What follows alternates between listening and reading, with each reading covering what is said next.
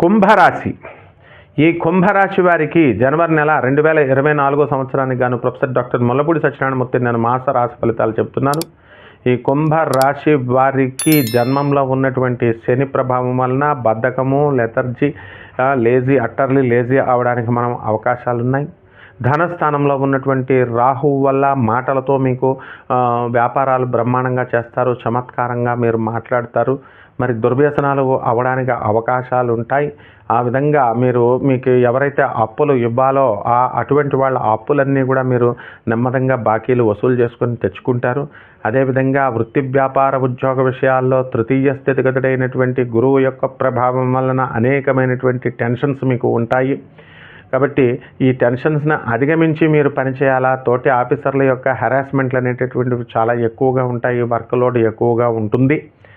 అదేవిధంగా అష్టమ కేతువు యొక్క ప్రభావం వలన మనము మరణతుల్యమైనటువంటి సమస్యలు ఎదురవుతాయి. అంటే ఈ సమస్యల కంటే బాబు ఈ ఆర్థిక ఇబ్బందులు ఇవన్నిటికంటే కూడా మనం చనిపోతే బాగుండు అనేలాగా మనస్సు ఇది చేస్తుంది. అంత నిరాశ నిస్పృహలకు గురి చేస్తుంది. మనం బంధువులందరికీ కూడా మేలు చేస్తున్నా కూడా మనకు అందరూ రివర్స్ అవుతున్నారు ఏమిటి అని మనం బాధపడేటటువంటి పరిస్థితి మనకి తీసుకువస్తారు. కాబట్టి ఏ విధంగా ఉన్నా సరే కుటుంబంలో మనశ్శాంతి ఉండదు, బయట మనశ్శాంతి ఉండదు. ఈ విధంగా మనం బాధపడడం జరుగుతుంది. అలాగే ఆరోగ్య విషయాల దగ్గరికి వచ్చేసరికి మరి చిన్న వయసు నుంచి మంచి హుషారుగా ధూమ్ ధామ్ అంటూ సిగరెట్లు తాగడం, చిన్న వయసు నుంచి ధూమ్ ధామ్ అంటూ మంచిగా మందు కొట్టడం, అవన్నిటి యొక్క ప్రభావం ఇప్పుడు చూపిస్తుంది వయసు మళ్ళిన తర్వాత. కాబట్టి ఇటువంటి వాళ్ళంతా కూడా ఆరోగ్య సమస్యలు రావడానికి ఈ యొక్క జనవరి నెలలో ఉంది. మరి రవి మకర సంక్రమణం కాబట్టి మకర రాశిలోకి ప్రవేశించిన తర్వాత జనవరి 3-4 వారాలు కొంచెం బాగుండవు. కాబట్టి ఆరోగ్యపరంగా మనం కొన్ని సూచనలు తీసుకునేటటువంటి అవకాశాలు ఉన్నాయి. మంచిగా జాగ్రత్తగా మనం ముందుకెళ్తూ చేసుకోవాలా. అలాగే రైతులు ఎవరైతే ఉన్నారో ఆ రైతులకి వ్యవసాయం అనేటటువంటిది 2 పంటల్లోనూ కూడా యావరేజ్గా ఉంటుంది. మిశ్రమ ఫలితాలు మనకు రావడానికి అవకాశాలు ఉంటాయి. విదేశాలకు వెళ్ళేటటువంటి వాళ్ళు నష్టపోవడానికి అవకాశాలు ఉన్నాయి. విదేశీ మోజులో ఉద్యోగాలకు వెళ్ళేటటువంటి వాళ్ళు ఇక్కడ భారతదేశంలో ఉద్యోగాలు రిజైన్ చేసి వెళ్ళేటటువంటి వాళ్ళ వల్ల నష్టపోతారు.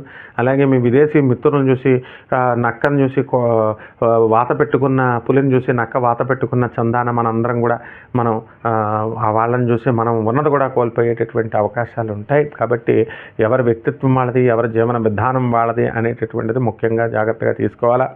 మనం మోసపూరితమైనటువంటి బిహేవియర్, అహంకారపూరితమైనటువంటి బిహేవియర్ అనేటటువంటిది ఈ యొక్క ఏలినాటి సమయంలో మనకి వస్తుంది. కాబట్టి ఆ అహంకారాన్ని మనము తగ్గించుకోవాలా, చాలా జాగ్రత్తగా మనం ముందుకు వెళ్ళాలా. ఆడవాళ్ళకి ఎవరికైతే మరి ఉద్యోగాల్లో ఉన్నారో అటువంటి వాళ్ళందరూ కూడా మనకి ఈ యొక్క శుక్రుడు మనకి ధనుస్సు రాశిలోకి చక్కగా 18 జనవరి 2024లోకి రావడం వల్ల వాళ్ళకి స్త్రీలకు అందరికీ కూడా మనకి ఫ్రీ ఉచిత బస్సులు, తర్వాత ఫ్రీ స్కూటీలు, ఈ ఫ్రీ 2500 ఒంటరి మహిళలకి 4000 రూపాయలు ఇలాంటి గవర్నమెంట్ సబ్సిడీలు ఎలాగైతే ఉన్నాయి, ఇంకా అనేకమైనటువంటి ప్రైవేటు సబ్సిడీలు ప్రజల నుంచి కూడా మీరు పొందడానికి అవకాశాలు ఉంటాయి. స్త్రీలందరికీ మీ కుటుంబ సభ్యులు కూడా మిమ్మల్ని గుర్తించి మీకు సబ్సిడీలు ఇస్తారు, ఎంతవరకు గుర్తించినటువంటి వాళ్ళంతా కూడా. మరి అదేవిధంగా రవి 15 జనవరి 2024 సంవత్సరంలో మకర సంక్రమణం చేసిన తర్వాత అనేకమైనటువంటి అద్భుతాలు ఈ కుంభరాశి వాళ్ళకి జరగడానికి అవకాశాలు ఉన్నాయి. అలాగే బుధుడు 2 జనవరి 2024 సంవత్సరంలో మనకి ఈ యొక్క బుధుడు డైరెక్ట్ అయ్యి వృశ్చిక రాశిలో ఉంటాడు. ఇవన్నీ కూడా జనవరి 2024 సంవత్సరానికి చెప్పేటటువంటి ఫలితాలు. కాబట్టి రాజ్యస్థితిగతుడైనటువంటి బుధుడు సవ్యదశలోకి వచ్చి మీకు చిన్న సైజు ప్రమోషన్ ఇస్తుంది. అంటే ప్యానల్లోకి ఎక్కుతారు, చిన్న సైజు ఉద్యోగ బాధ్యతలు ఎక్కువ ఇస్తారు కాబట్టి, కానీ జీతాలు మాత్రం పెంచరు. ఆన్రోలియం బేసిస్లో మీ చేత పనులు చేయించుకుంటారు.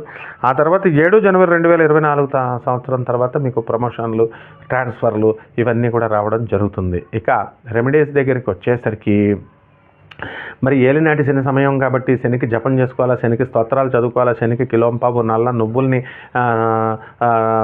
నల్లని వస్త్రాన్ని పేద బ్రాహ్మణులకు దానం చేయాలా. నువ్వుల నూనెతో మనము శనివారం ప్రతి శనివారం కూడా అభిషేకం చేయించుకోవాలా. ఈ 4 శనివారాలు కూడా శివాలయాలకు వెళ్ళి దర్శనం చేసుకోవాలా. అభిషేకాలు అనేటటువంటిది మీరు ఇళ్లలో కూడా చేసుకోవచ్చు. శివలింగాన్ని మీరు ఇంట్లో పెట్టుకోవచ్చు. దానికి ధూపదీప నైవేద్యాలు పెట్టండి. నైవేద్యం అంటే ఏదో మహా నైవేద్యం పెట్టక్కర్లేదు. దన్నాలు గిన్నాలు పెసరపప్పులు ఇవన్నీ చెప్పేవాళ్ళని పక్కన పడేసేయండి. వాళ్ళంతా ఏవో చెప్తారు మూఢనమ్మకాలు. విషయాలు. మనము శ్రీకృష్ణుడు ప్రామాణికంగా చెప్పాడు భగవద్గీతలో, పత్రం పుష్పం ఫలం తోయమని. ఆకు కానీ, పువ్వు కానీ, చిన్న ఫలం కానీ, ఏమీ లేకపోతే గ్లాసుడు నీళ్ళు కానీ, ఇదే మహా నివేదన. మీరు తినేది, ఇంట్లో తినేది, మీరు పెట్టేది భగవంతుడికి అర్పించాలి. మీరు స్నానం చేసి అన్నం, భోజనాలు, వంటలు చేసుకునేటువంటి వాళ్ళు మడిగా పెడతారు. మేము స్నానం చేయకుండా వంటలు చేసుకున్నామండి అంటే, నువ్వు హోటల్లో పెట్టేవి స్వీట్లు అవి నైవేద్యాలు తెచ్చి పెడుతున్న వాళ్ళన్నీ స్నానాలు చేసి చేస్తున్నారు, నువ్వు చూడొచ్చావా నువ్వు? కాబట్టి ఈ బ్రాహ్మణులు, మేము ఇంట్లో బ్రాహ్మణులు చూడండి, మీ ఇళ్ళలో టీ తాగుతారంటే టీ తాగమండి, మేము పాలు కూడా ముట్టుకోమండి, పాలు తాగుతామండి. కొంతమంది పాలు ముట్టుకుంటారు. కాబట్టి ఈ బిల్డప్లు పక్కన పడేసి చక్కగా మీ ఇంట్లో ఏది వండుతారో మీ కుటుంబ సభ్యుడిగా భగవంతుడిని మీరు చూస్తారు. కాబట్టి మీరు ఇంట్లో ఏది వండుకుంటారో, స్నానం చేసే వండుతారో, స్నానం చేయకుండా వండుతారో మీరు దేవుడికి సమర్పించాలా. దీంట్లో ఏ విధమైనటువంటి ఆక్షేపాలు కానీ ఆక్షేపణలు కానీ వీనికి తావులేదు. Because God is your family member and you are God, నువ్వే దేవుడివి. కాబట్టి నీ ఆత్మ సాక్షాత్కారం చేసినప్పుడు రమణ మహర్షి స్నానం చేశానా చేయలేదా, రమకృష్ణ పరమహంస నేను స్నానం చేశానా చేయలేదా, షిరిడి బాబా చిరిగిపోయిన బట్టలు వేసుకున్నానా, మురుకు బట్టలు వేసుకున్నానా, చిరిగిపోయి, ఇవన్నీ అవేమి చూడరు అన్నమాట. కాబట్టి ఆధ్యాత్మిక హయ్యర్ లెవెల్స్కి వెళ్ళాలి. ఈ లోయర్ లెవెల్ ఉన్న వాళ్ళే మడి ఆచారాల గురించి చెప్తారు, ఈ చిన్న చిన్న క్లాసులు వాళ్ళు. కాబట్టి ఈ విధంగా మీరు చక్కగా శనీశ్వరుడికి చక్కగా శనివారం నాడు అభిషేకం చేసుకోండి. శని చుట్టూ, నవగ్రహాల చుట్టూ తిరగండి. ఈ విధంగా చేసుకుంటే బ్రహ్మాండంగా ఉంటుంది. శుభమస్తు.